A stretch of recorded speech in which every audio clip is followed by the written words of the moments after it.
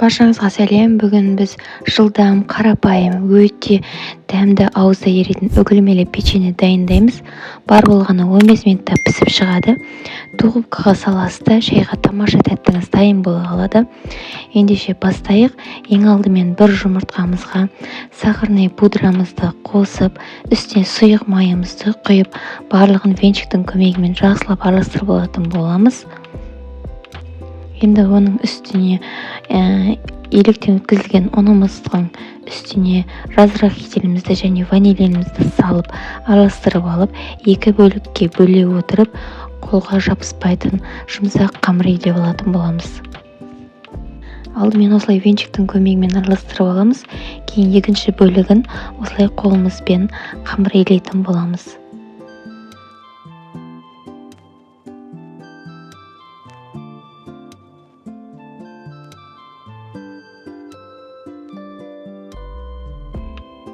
Қамырымызды илеп болдық. Енді осылай қолымызбен жақсылап июін қандырып, қамырымызды жайып алатын боламыз. Мінекей осылай қамыр болып шығады. Осылай ұзынша етіп жайып аламыз. Енді осылай кішкене бөліктерден бөле отырып, кесіп шығатын боламыз. Енді қолымызбен осылай дөңгелек жасап, үстінен баса отырып, печеньеміздің формасын жасайтын боламыз.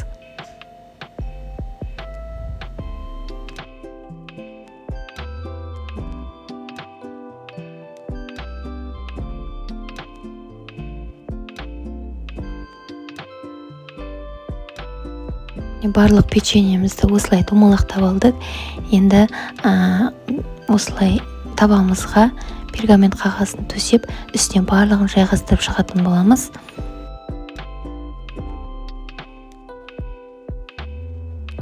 Барлығын жайғастырып алдық. Енді осылай вилканың көмегімен осылай әдемілік үшін басып шықсаңыздар да болады, және қасықтың көмегімен де әдемілеп әрлесек болады.